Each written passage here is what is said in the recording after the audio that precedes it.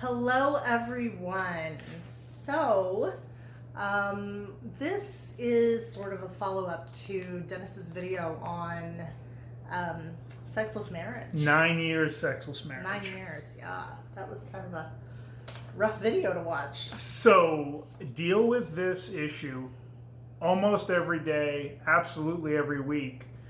But that video, Yeah. which will be linked below, has 23,000 plus views. And what did it have a lot of comments from? Oh my God, so many comments from women. Women who are in the same situation Yeah. that the men are normally complaining So of. here's the thing though, ladies, the numbers are pretty much even. Whether it's You got the equality. man that's upset or whether it's the man, the husband that's upset or the wife that's upset or, either one could have the higher sex drive. Yeah. And is it always a mismatched sex drive or one partner having an issue? See, that's the thing. We have to look at what is causing the sexless marriage. I mean, they can survive, but you gotta know why, what's happening.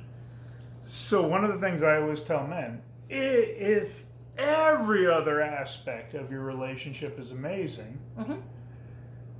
and you have a partner who says, I'm asexual, then just have the conversation. I'm going to discreetly take care of these needs elsewhere.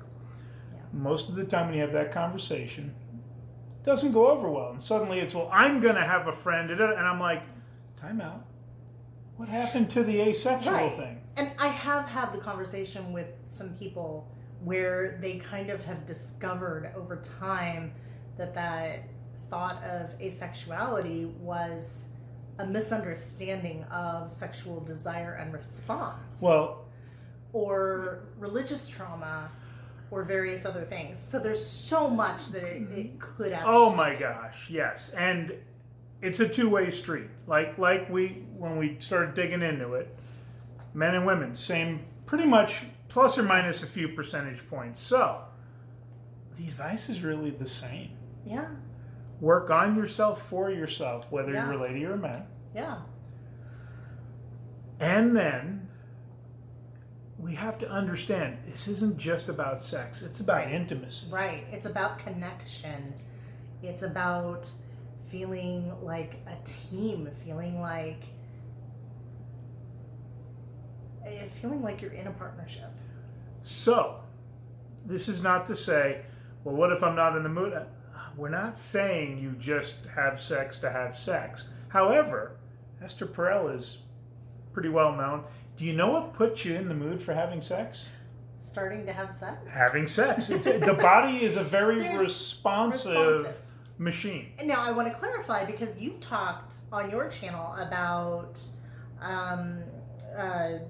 responsive versus spontaneous. And women tend to have responsive. So when we're saying just start having sex, we're not saying skip the foreplay. No. And if you dig into my videos, you know, guys, you're responsible for leading the romance department, responsible for dating, responsible for foreplay, and not thinking of sex as just penis and vagina, but the body is a wonderland is a real thing. Just going straight to penis and vagina is where you get the women complaining, well, I'm not a light bulb. You can't just turn on like that. Now, conversely, you know what we hear from men is the women who are like, just do it and get it over with. Oh, yeah. If you told me that, I'd be like, excuse me? I might have been guilty of that a long time ago, 20 years or so. Were you not engaged in the relationship? Not at all. Okay. Now, there's going to be a series of videos discussing the combined male-female perspective because this is a universal problem. Absolutely it is. We're even going to talk, if there's an abusive situation at some point in one of these videos. Yes. And so this is the first of a number of videos. The next video, we're going to go into a lot of the reasons why there is sexless relationships, whether you're male or female, because it is unacceptable either way. Right. Because if there is no intimacy and no sex, you are a roommate, not a partner. And I get men upset when I say that, but it's the reality. I have so many people that I have heard say that though. I feel like I'm with a roommate. This is it's the common complaint partner, with men. my wife, my husband, whatever. And it isn't like, I've asked men, if you had sex, deep connective sex, 2 or 3 times a month, and there was, other intimacy, would you be happy? They're like, oh my God, yes. Even the ones who want more said, oh, I'd be satisfied with that because it's being connected to the woman they love. So I've got this, that made me think of this particular stat. In a survey of 16,000 American adults, Swedish behavioral economists found that quadrupling sexual frequency from once a month before times to once a week boosted happiness as much as having an extra $50,000 in the bank. So John Anderson's your love's sweeter than money in the bank is a factually statement title. Yeah. All right. If you haven't subscribed to Fearlessly Feminine, ladies, you need to do so.